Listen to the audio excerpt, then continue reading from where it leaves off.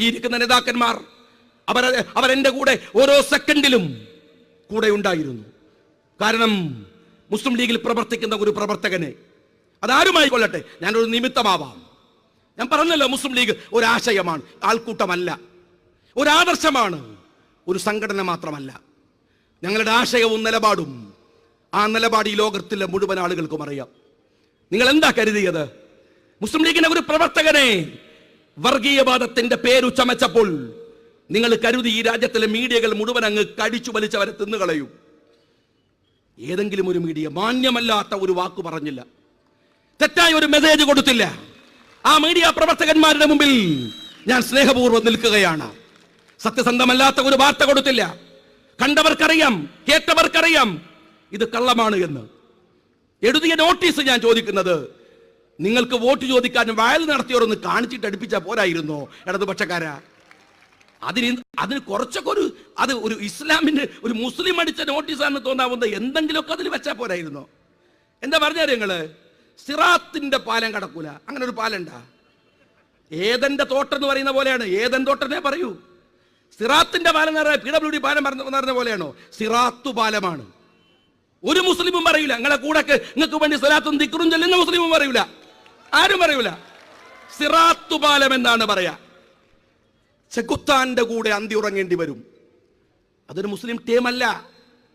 ഇസ്ലാമില് ചെകുത്താന് സ്വർഗം നരകം കൊടുക്കുക, എന്നിട്ട് അള്ളാഹു സ്വർഗത്തിന്റെ കാവലാണോ ദീനില്? അല്ല.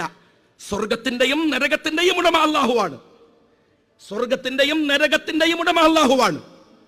അവിടെ ചെകുത്താന്റെ കൂടെ കിടക്കേണ്ടി വരും എന്ന് ഖുർആൻ മുഴുവൻ അരിച്ചു പെറുക്കിയാൽ, ഇസ്ലാമിലെ ഒരു വരി നിങ്ങൾ അടിച്ചു പെറുക്കിയാൽ നിങ്ങൾക്ക് കാണാവൂല. ബിസ്മിയും ഹംദും സലാത്തും, അങ്ങനല്ലേ? കേട്ടില്ലേ കവിത മനോഹരമായി? ബിസ്മിയും ഹംദും സലാത്തും. അതൊരു ക്രൈറ്റീരിയയാണ്, അതൊരു തർത്തീബാണ്. ആദ്യം ബിസ്മി, പിന്നെയാണ് ഹംദ്, സലാത്ത്.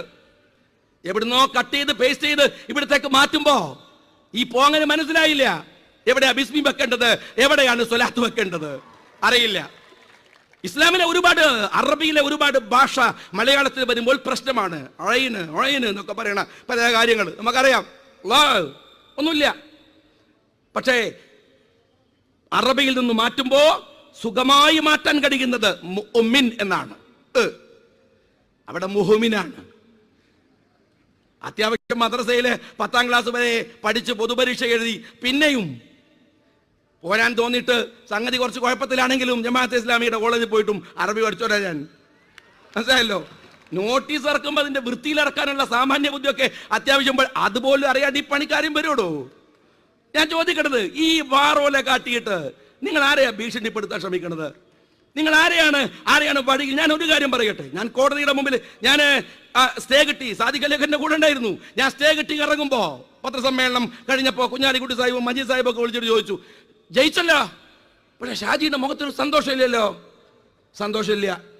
എനിക്ക് ആ വൃത്തികെട്ട നോട്ടീസ് അടിച്ചവന്റെ അടപ്പല്ലു പഠിച്ചു തീർത്തിട്ടല്ലാതെ. ഞാൻ ചോദിക്കട്ടെ, ഇതെന്തൊരു വൃത്തികേടാണോ? രാഷ്ട്രീയത്തിൽ എന്തെല്ലാം കളികളുണ്ട്. ഇതിന് ഭേദം 52 വെട്ടി ഒരു മനുഷ്യനെ കൊല്ലലാണ്. ഇന്ത്യ അഭിമുഖീകരിക്കുന്ന ഏറ്റവും വലിയ വെല്ലുവിളി ഏതെന്ന് ചോദിച്ചാൽ ഞാൻ പറയുന്നത് അഴിമതിയല്ലെന്നാണ്. ഇന്ത്യ അഭിമുഖീകരിക്കുന്ന ഏറ്റവും വലിയ വെല്ലുവിളി വർഗീയതയാണ്, ഫാഷിസമാണ്. അഴിമതി നടത്തിയവനെ മറ്റൊരു ഭരണകൂടത്തിന് തിരുത്താം. ഫാഷിസം കൊണ്ട് അധികാരത്തിൽ വരുന്നവൻ ഭരണകൂടത്തെ തന്നെ തിരുത്തും, ഭരണഘടനയെ തിരുത്തും. രാജ്യം അഭിമുഖീകരിക്കുന്ന ഏറ്റവും വലിയ വെല്ലുവിളി വർഗീയതയാണ്. ആ വർഗീയതയുടെ പേര് പറഞ്ഞിട്ട് നിങ്ങൾ കൊടുക്കാൻ ശ്രമിക്കുക. എന്ത് വൃത്തികെട്ട വഴികളാണിത്, എന്ത് മോശപ്പെട്ട വഴികളാണ്. ഞാൻ ചോദിക്കട്ടെ, ഒരു MLA സ്ഥാനത്തിന് എത്രമേൽ പദവിയുണ്ടെന്ന്, അതിന് എത്രമേൽ പ്രാധാന്യമുണ്ടെന്ന് ഞാൻ വ്യക്തിപരമായി 7.5 വർഷമായി അറിയുന്ന ഒരാളാണ്. നിങ്ങൾ എന്താ കരുതിയത്? ഞങ്ങൾ ഈ മുസ്ലിം ലീഗിന്റെ MLA-മാർ ഇവിടെ ജയിച്ചവരുണ്ട്, തോറ്റവരുണ്ട്. ഞങ്ങളൊക്കെ മത്സരിക്കാൻ പോകുന്നത് ജയിച്ചേ അടങ്ങൂ എന്ന വാശിയിലൊന്നുമല്ല. അങ്ങനെയൊന്നല്ല. ഞങ്ങൾ അവസാനത്തെ ശ്വാസത്തിലും ഞങ്ങളുടെ നിലപാട് പറയും.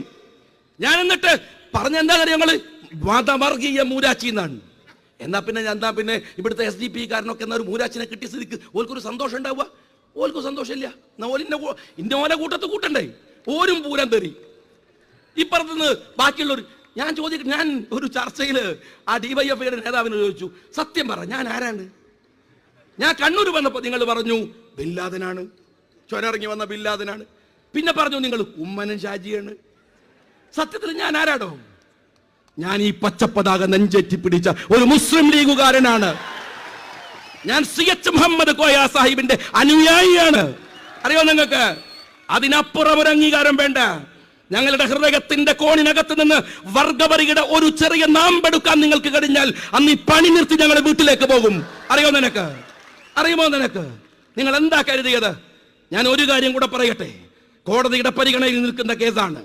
ഇന്ത്യയുടെ നിയമവ്യവസ്ഥയിൽ പൂർണ്ണ വിശ്വാസം ഞങ്ങൾക്കുണ്ട്. ഏതു വിധി വന്നാലും ഞാൻ ഉറപ്പിച്ചു പറയുന്നു, എന്തൊക്കെ വിധികൾ നിങ്ങൾ കൊണ്ടുവന്ന് മൂടിയാലും ഒരു ലീഗ് പ്രവർത്തകനെ വർഗീയവാദിയാക്കാൻ നിങ്ങൾക്കാവില്ല. അതിന് നിങ്ങൾ ഇനിയും 1000 ബാപ്പമാർക്ക് ജനിക്കേണ്ടി വരും എന്ന് ഞാൻ നിങ്ങളോട് പറയുന്നു. നിങ്ങൾക്ക് കഴിയില്ല. ഞാൻ എൻ്റെ പ്രവർത്തകന്മാർ 24 ദിവസം കോടതിയുടെ വരാന്തയിലായിരുന്നു. ഈ എൻ്റെ പറകിലിരിക്കുന്നവർ മുഴുവൻ തങ്ങള് സാദിഖലി തങ്ങൾ സമാധാന സാഹിബ് വിളിക്കുമ്പോൾ അദ്ദേഹം മന്നമാടനോട് പരാതി പറഞ്ഞു. എടുക്കാൻ പറ്റുമായിരുന്നില്ല. മുനീർ സാഹിബ് ഓരോ നിമിഷവും, മജീദ് സാഹിബ്, കുഞ്ഞാലിക്കുട്ടി സാഹിബ്, ഉമ്മൻചാണ്ടി സാർ എപ്പോഴും ഒരു സങ്കടത്തോടെയാ വിളിക്കുക. രമേശ് ചെന്നിത്തല വിളിക്കും, രാഘവട്ടം വിളിച്ചു, AK ആന്റണി സാർ വിളിച്ചു. എല്ലാവരും നിങ്ങളൊക്കെ 24 ദിവസവും നിങ്ങളുടെ വീട്ടിലിരുന്ന് നിങ്ങളും നിങ്ങളുടെ ഉമ്മമാരും നെഞ്ചുരുകി പ്രാർത്ഥിച്ചു. ഞാൻ എന്നും ഏതു നിമിഷവും ഞാൻ പറയട്ടെ, അത് തൊട്ടറിഞ്ഞവനാണ് ഞാൻ നിങ്ങൾക്കൊരു വാക്കു പറയാം.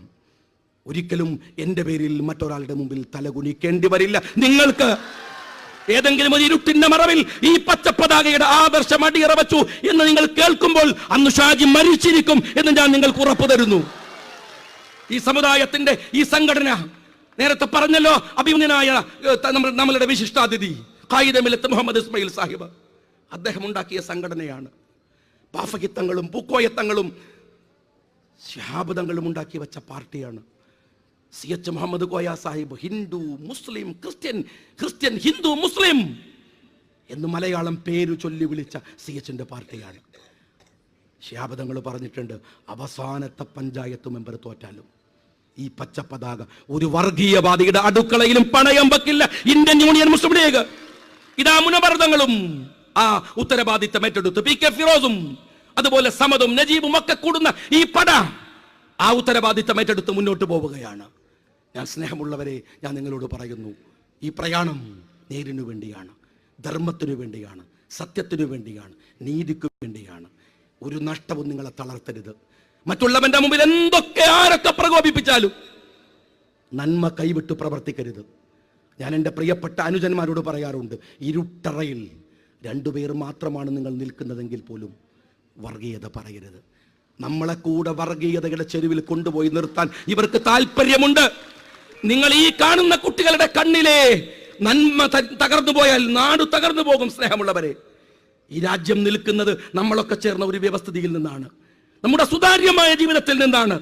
അതിന് നിങ്ങൾക്ക് നൽകുന്ന ഈ പച്ചപ്പതാക നെഞ്ചോടടുക്കി പിടിച്ച് ഒരു മുസ്ലിമായി വമൻ അഹ്സന ഖൗലൻ മിമ്മൻ ദാ ഇലല്ലാഹ് വഅമില സ്വാലിഹൻ വഖാല ഇന്നനീ മിനൽ മുസ്ലിമീൻ. ഒരു മുസ്ലിം എന്ന് പറയുമ്പോൾ നിങ്ങൾക്ക് ഉണ്ടാവേണ്ട അഭിമാനം നേരിന്റെ അഭിമാനമാണ്, സത്യത്തിന്റെ അഭിമാനമാണ്, ധർമ്മത്തിന്റെ അഭിമാനമാണ്, നന്മയുടെ അഭിമാനമാണ്. ഈ രാജ്യം നമുക്ക് തിരിച്ചു പിടിക്കണം.